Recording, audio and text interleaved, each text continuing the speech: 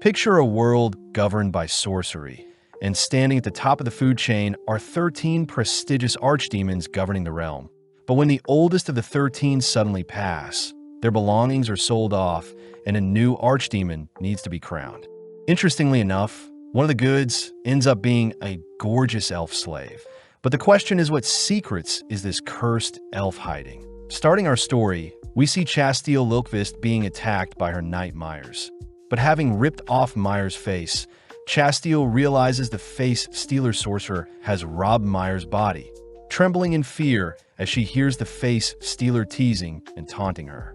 As the face stealer prepares to torture Chasteel, our MC Zagan appears, holding up the face stealer by the skull. Zagan is pissed he was awoken by all the commotion, crushing the face stealer's skull before they can plead for forgiveness. With some blood being splattered onto Chasteel, she suddenly faints, scaring Zagan as he wonders how he can rectify things. Coming up with an idea, Zagan casts a rewind spell, undoing all the mental scarring done to Chasteel along with the face stealer, hoping that the girl will think she was dreaming all along. Inspecting Chasteel's silver cross pendant, Zagan realizes she belongs to the church and is an enemy of all sorcerers, but seeing as he's saved an enemy, Zagan reasons he should leave the girl out on the road somewhere to get her out of his sights. Preparing a translocation spell, Zagan suddenly notices his magic being interfered with, turning only to greet Barbados, who has entered his land just to taunt him. Barbados notices Zagan had saved someone from the face stealer sorcerer, reminding Zagan that sorcerers only care about themselves and obtaining power, but surprisingly Chasteel does have a decent amount of mana stored in her. Before Barbados can sacrifice her to gain more power, Zagan swiftly sends her away, choosing to head back to bed to catch up on sleep. Barbados wonders why Zagan doesn't just wake himself up with some magic, seeing as body manipulation is fundamental in sorcery, even granting sorcerers a limit of 1,000 years to live. Seeing Zagan not paying attention, Barbados utters that Archdemon Marcosius has passed, something monumental as the title of Archdemon grants a sorcerer immense amounts of mana. On top of that, Archdemons are regarded as the pinnacle of sorcery, able to command lower-tier sorcerers. Of the 13 Archdemons, Marcosius had lived for a millennium, but due to his passing, Barbados mentions that there will be a huge auction in Keanoides, Marcosius' territory, and most importantly, the title of Archdemon will be on sale. As the duo head through town, Zagan realizes Barbados wants to borrow money to buy the Archdemon title, even offering Zagan some hot ladies in exchange for his help, but Zagan could care less about girls. At that moment, Zagan notices the town's knights rallying together. Something Barbados points out is due to a lunatic sorcerer kidnapping young women for their experiments. But Zagan knows eventually the church will intervene. Zagan suspects that the lunatic may be trying to summon a demon, but brushing that aside for now, the duo head deep underground. Barbados says summoning magic takes multiple people, something Zagan can't pull off since he's always alone. Entering the auction, the pair take their seats, making note of Chimeris the Black Blade, Grimory the Enchantress, Veil for the Apparition, all people worthy of inheriting the Archdemon title along with Barbados himself, of course. Zagan learns that it's ultimately up to the other 12 Archdemons to debate who inherits the title next. But at the same time, we see Chimeris and Grimory chatting about Barbados, the Purgatory, and Zagan, intrigued to see Zagan was another Archdemon candidate to be elected even though he has no title. As the auction reaches its climax, the announcer draws everyone's attention to the next item they're selling, revealing an elf from the Northern Holy Lands. With a single glance, Zagan is captivated by the elf's beauty, noting the elf's platinum hair along with her abundant mana pool. With the bid opening, Zagan immediately offers up 1 million gold curiotes, shocking everyone. But Zagan says a strange feeling in his chest had commanded him to buy the elf slave. Heading onto the stage to collect the elf, Zagan hesitates to remove her collar, seeing as it restricts the slave from running away along with suppressing their mana. But the announcers reveal that they too don't know how to remove the elf's collar. Zagan hears that the elf has been preserved in place, excited to hear the elf speak, but this weirds everyone out. That night, Zagan takes the elf home, panicking as he doesn't know how to speak to her. Racking his brain on how to break the ice, Zagan suddenly hears the elf girl asking how she will be killed. But Zagan wonders where the elf may have come up with something so gruesome. Zagan rushes to reassure the elf that she won't be killed, but the elf wonders what torture she'll be placed through. With some silence following the room, the elf introduces herself as Nephilia, a name Zagan finds beautiful, especially since it can be shortened to Nephi, an even cuter name. Zagan wonders where Nephi's family are, but Nephi utters that she is a cursed child and still a virgin, something Zagan didn't need to know. When Nephi asks why she was purchased, Zagan conceals the fact that he is in love with her, instead calming his nerves as he gives Nephi a room to stay in. Hearing Nephi still believes that she will be tortured and slain, Zagan sympathizes with Nephi's upbringing, suspecting that she was taken away and chained up at a young age and was told she would be experimented on and disposed of. Zagan does wonder why Nephi refuses to elaborate on her cursed child title. But reflecting on his own life, Zagan never knew his parents and was raised without a home as well. Zagan utters that he needs Nephi, something that touches her heart as Zagan orders Nephi to live for him. Showing Nephi to her room, Zagan hears that Nephi doesn't mind heights, both heading up some stairs only for Nephi to trip. Reacting quickly, Zagan catches and helps Nephi up a spiral staircase, flustered as he's holding onto Nephi's soft and warm hands. Reaching an empty room, Zagan shows Nephi the space, but upon seeing the room filled with hundreds of skulls and a guillotine, Zagan swiftly changes his mind. Wanting to make things up to Nephi, Zagan casts a quick spell to eradicate the things in the terrifying room, both entering the room only to note its dreary atmosphere. Seeing the room leading to a balcony, Nephi is speechless as she reaches out to the moon, something that confuses Zagan. Nephi thanks Zagan for a place to stay, something that warms Zagan's heart as it's been a while since he's been thanked, both staring off into the night sky as they've grown closer as master and servant. The next morning, Zagan is shown to have stayed up all night, watching over Nephi as she slept beside his throne. Feeling hungry, Zagan heads off to prepare some breakfast, all whilst Nephi wakes up, but seeing Zagan return with a drink, Nephi remembers to greet Zagan as her master. With Zagan not used to morning greetings, they both sit down for some jerky and milk, but Nephi is surprised Zagan is eating the same thing as herself, grateful to be considered an equal by Zagan. Zagan accidentally confuses Nephi's gratefulness for her judging the breakfast she's been served, revealing that he's eaten jerky for breakfast ever since he was young and homeless. But Nephi speaks up, offering to cook something for them. Ecstatic, Zagan and Nephi suit up, both choosing to head into town for some groceries. But needing a ride into town, Zagan is reminded that he used up all his money to purchase Nephi and can't pay the carriage driver 3 bronze pieces.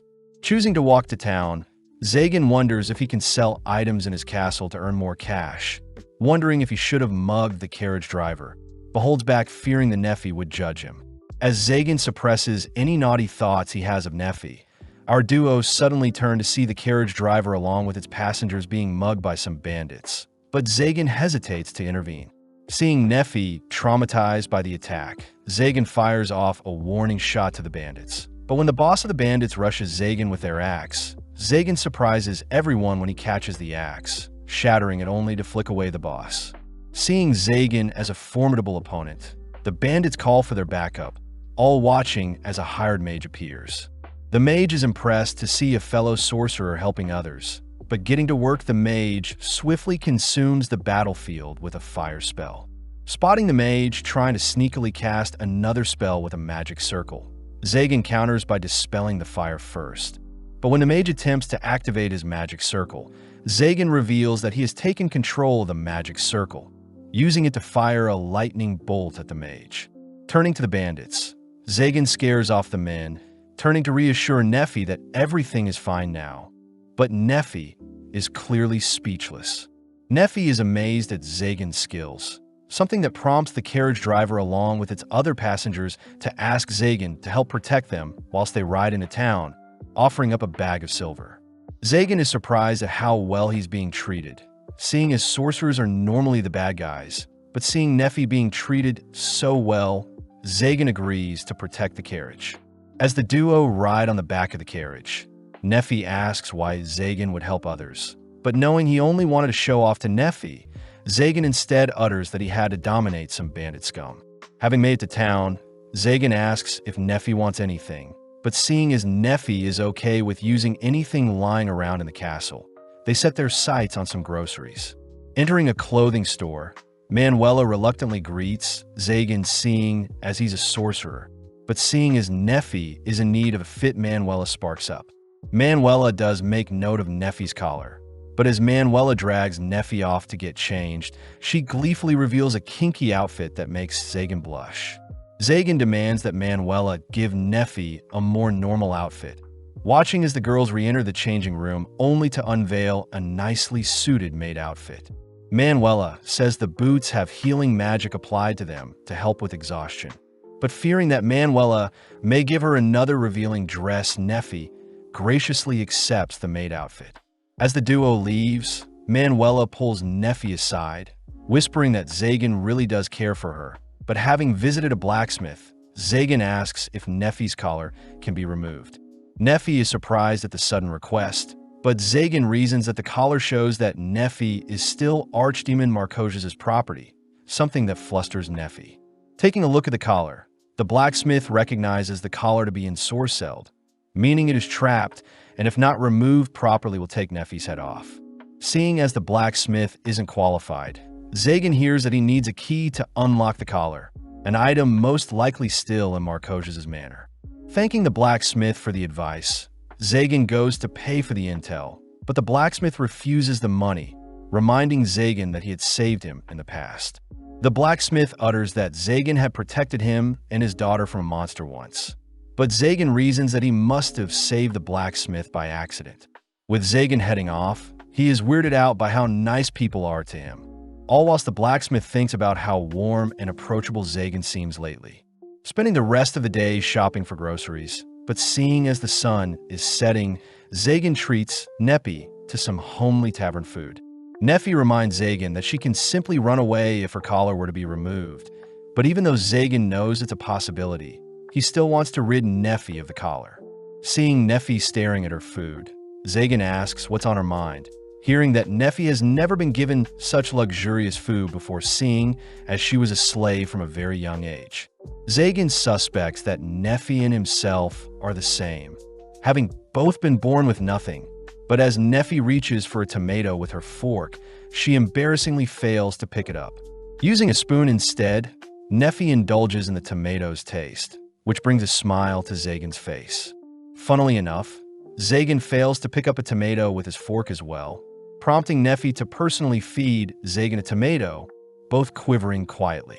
Nephi takes the chance to ask if she can do things that will benefit Zagan moving forward. But as Zagan accepts Nephi's proposal, Zagan repays the favor by feeding Nephi a tomato. Upon hearing other customers giggling at the lovebirds, they both hurriedly rush home. But the next day, we follow Chastile, who is revealed to be a knight. Chastile knows that her dream of her being attacked by a sorcerer only to be saved by another was real, revealing that she was on a mission to save some kidnapped women from some evil sorcerers, but was suddenly attacked by one of her angelic knights who was actually a face stealer in disguise. Luckily, Chastile was saved by Zagan, but she wonders why Zagan looked so lonely. Out of nowhere, Lord Clavel checks in on Chastile, reminding Chastile to drop the formalities, seeing as she is the chosen hero. Chastile apologizes for losing 4 angelic knights in her previous mission, but Clavel reassures Chastile that it's fine, instead revealing that their investigations have led them to believe that Zagan himself must be behind the kidnappings of several girls. Although Chastile refuses to believe Zagan is that type of sorcerer, Clavel reiterates that sorcerers are pure evil, prompting Chastile, the leader of the Angelic Knights, to volunteer her sacred sword to be the one to spearhead the next mission. Flashing back, we see a younger Zagan being tormented by a sorcerer, reminded of a marking placed on his palm. Waking up on his throne, Zagan spots Nephi warmly greeting him, only to announce that she's prepared breakfast for them. Hearing that Nephi had been waiting a while for Zagan to wake up, Zagan manages to give Nephi a morning greeting as well, heading into the dining hall only to be amazed it has been transformed. Seeing bread had been served, Zagan praises Nephi for being able to create such a precious food item. But Zagan also notices Nephi's ears twitching at all the praise she's receiving. Sitting down, Zagan hears that Nephi only prepared food for one person, but instantly Zagan offers up half of his meal, even ordering Nephi to sit on his lap to eat at the same time as him. As the two take turns feeding each other, we cut to several days later where Zagan is busy studying. But when Nephi enters the room, she asks what the magic circles inscribed onto the pieces of paper are. Zagan is surprised that Nephi can't use elven sorcery, even though she is much more potent mana than average. But Zagan simply utters that magic symbols are the foundation of magic. Apparently, the symbols could represent the language of the gods or an emblem pact with the demons. But regardless, a symbol encased in a circle creates a blueprint known as a magic circle. As Zagan infuses the magic circle with mana, some lightning bolts emerge, impressing Nephi. Zagan adds that more symbols can be added and the overall shape and size of the magic circle can be altered to produce different effects, showing off an even greater lightning spell. Zagan points out that magic circles alone can be used by anyone, explaining how he was able to take over another mage's magic circle. But by adding a restriction to only allow the original creator of the magic circle to use it, sorcerers create a new magic circle called Circuit. Nephi wonders if the center of a magic circle could be packed with symbols, impressing Zagan as he reveals that adding a second circle into the center of an existing spell would normally disrupt both spells. But if a sorcerer can fully control their mana flow, such a thing would be possible. Nephi realizes that someone who could add their spell to an existing spell could technically cancel out any spell. Someone Zagan confirms would be completely invincible, but Zagan states that such a thing is purely theoretical. Nephi wonders if anyone can learn sorcery if they have the knowledge, learning that knowledge is king among sorcerers and is an item normally protected. Zagan chooses to tease Nephi a bit for being so curious, but Nephi gets excited seeing as Zagan is so willing to share such valuable information. But Nephi does wonder what Zagan plans to do with such knowledge and power. Zagan admits he never really thought about it, since he only wants to survive, revealing that he grew up with nothing and had to steal to survive. But one day, he was captured by a sorcerer. Luckily for Zagan, he managed to slay the sorcerer that captured him, and ever since grew stronger to fend for his own. A tragic tale that Nephi empathizes with, seeing as she could never fend for herself. Seeing Nephi so vulnerable, Zagan offers to teach Nephi more on sorcery, but suddenly Zagan detects intruders on his property. Seeing as he'll have to deal with the intruders, Zagan warmly asks Nephi to start preparing dinner for the both of them. But as we cut to Chastille and her 3 knights, they all report that a barrier is protecting Zagan's property. Unsheathing her sacred blade, Chastille easily cuts down the spell protecting Zagan's castle. But right on cue, Zagan appears annoyed that people are visiting without his knowledge. Spotting Chastille's blade, Zagan recognizes it as one of 12 sacred blades that slain the Lord of Fiends, weapons that are idolized by the church.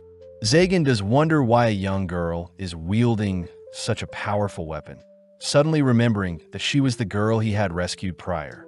Wanting the knights to leave, Zagan fires off a warning shot, but instantly the knights form a barrier to protect Chastille.